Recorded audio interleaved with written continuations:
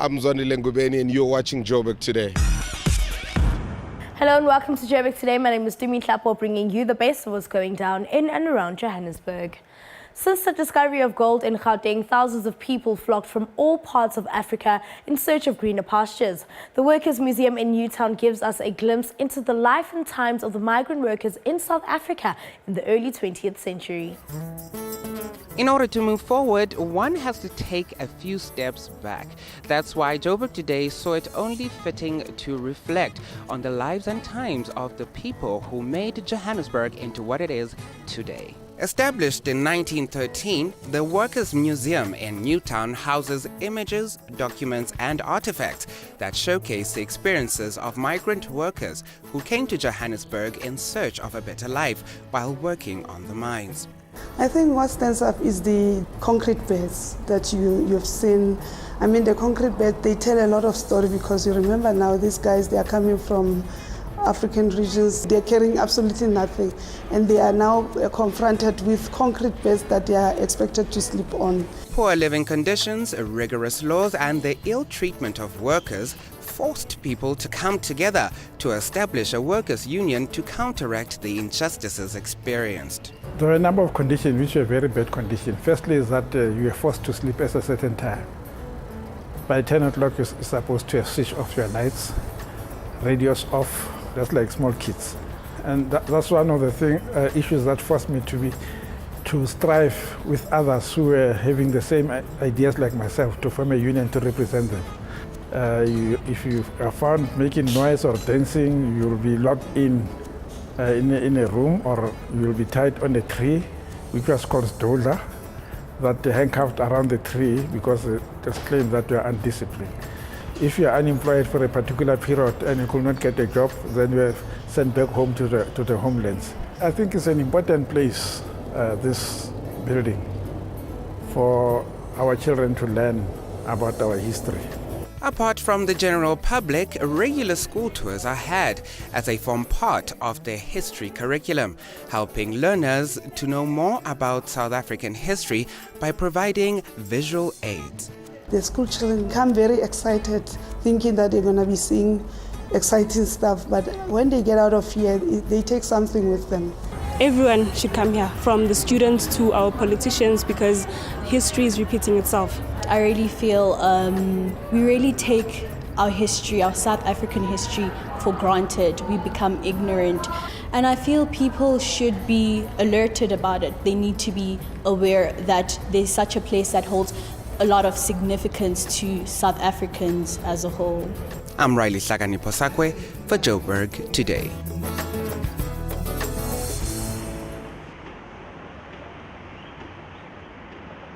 Hi, I'm Lois Mkize, and you're watching Joburg Today. Like us on Facebook, joburgtoday.tv, and follow us on Twitter @Joburg Today.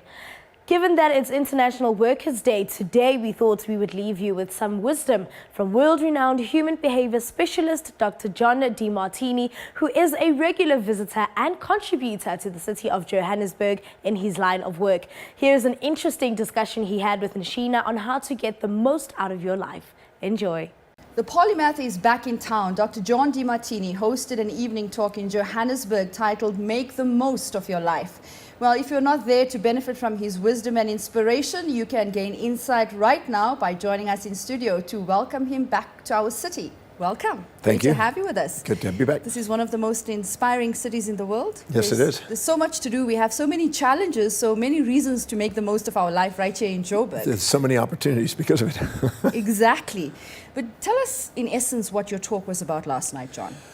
Well, you made a statement before that there's a natural yearning for every individual to want to make a difference. Sure. And many people compare themselves to other people instead of comparing their daily actions, their own actions, to their own highest priorities, their own values in life, their own goals. And so what happens is they tend to shrink instead of shine. They tend to minimize instead of opportunize. And I'm a believer that people got to give themselves permission. They have to give themselves permission to do something extraordinary. Sure. A lot of people won't even give themselves permission. They don't even allow themselves to see that possibility. Yeah. So last night was about strategies on how to break through the limitations of playing small and giving yourself permission to do something extraordinary on the planet. It sounds awesome, but it's not always easy to break through those limiting mindsets that come from socialization, the socializations that we've been subject to. And you've raised a good point when you say we compare ourselves to others, because for me it's about authenticity. Well, we tend to subordinate ourselves to mothers, fathers, preachers, teachers, peer groups of various sizes, instead of actually what's inside us, the yearning inside us. Last night I talked about how the brain worked and the autonomic nervous system and the endocrine system, on how when you give yourself permission to live truly according to your own highest values, Sure. what happens in the brain and how it actually helps you achieve greatness. So we have an executive center in the brain, and when we're setting goals that are really ours, that executive center comes online. Sure. And that is involved in inspired vision, that's involved in strategic planning, executing plans, self-governance, and it actually allows the area of the brain that brings harmony and order into physiology to allow us to have more vitality and more life, in a sense, in what we express. And we're able to do more with our life. So it's so important to prioritize our life and to live by what's really meaningful to us in a way that it serves other people. That's what fulfillment comes from. I think we're reading each other's minds today, because I was going to actually ask you about the brain, this amazing organ that we have, and how can we actually use positive affirmations to shift away from the negative self-talk and actually appreciate this organ and how it can serve us. Well, I'm a believer in what we say to ourselves does have an impact. And I basically said last night, give yourself permission. I now give myself permission to do something extraordinary on planet Earth. I now give myself permission to be me, the magnificent me that I am. Because sometimes we are so comparing to other people that we're not honoring our magnificence. And we're living in insignificance instead of magnificence.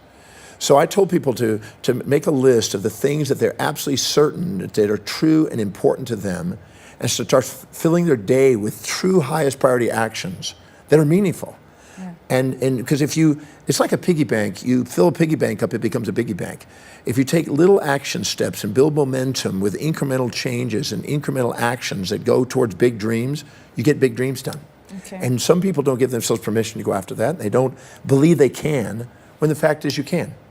So we can use positive affirmations to kind of set that pattern in place to lead to inspired action, because it can be quite challenging for someone, let's say, sitting with a set of circumstances that seems insurmountable to get through at the moment. Well, an affirmation is not necessarily just a positive statement. Yeah. An affirmation is that statement that you want to make firm in your mind.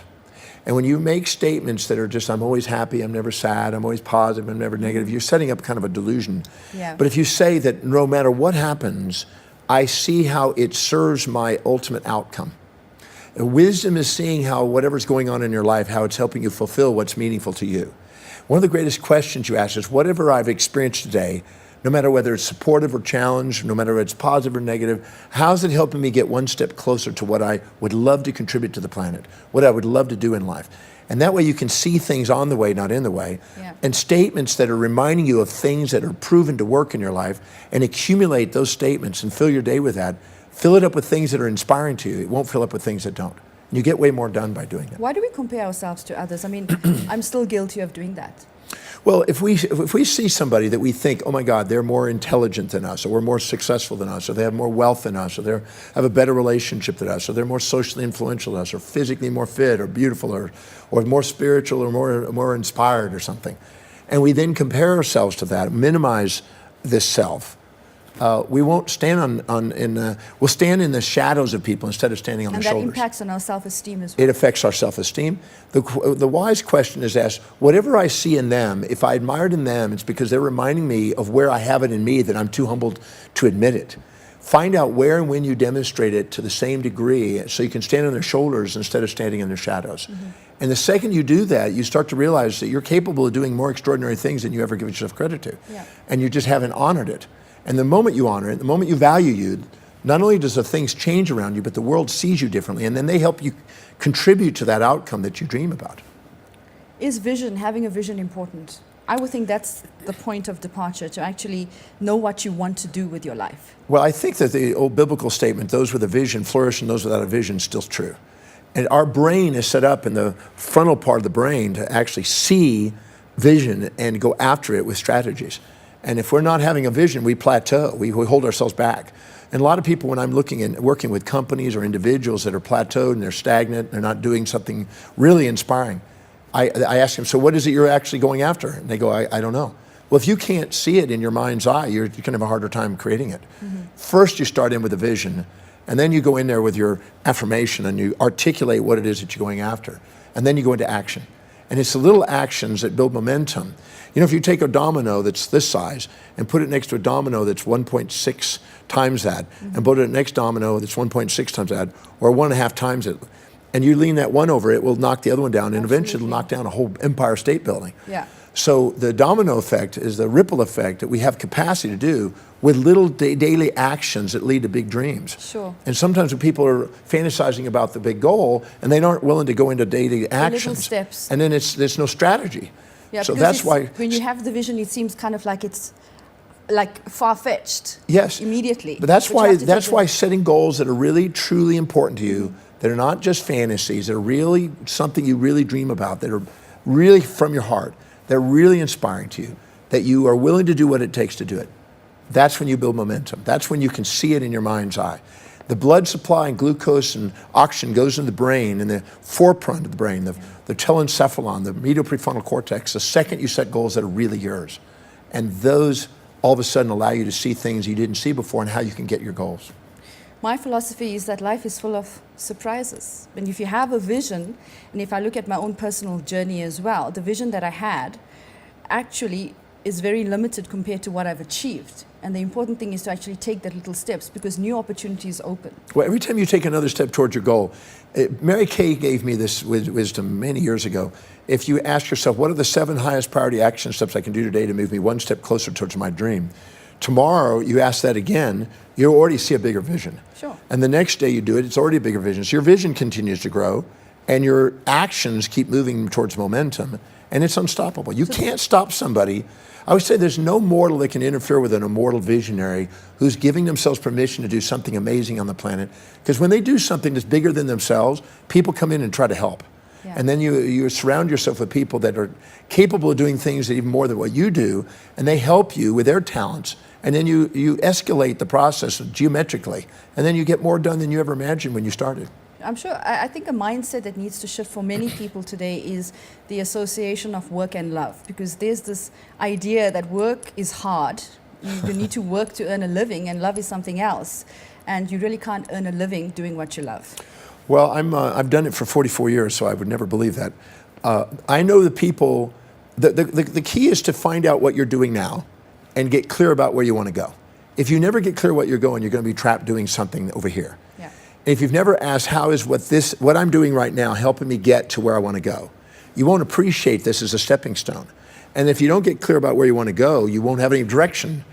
You need to give yourself permission to set a dream about that's really meaningful to you, and then ask, how is my current position help me get there? And when you do, your mind opens up to new possibilities and allows you to make incremental steps towards the next step.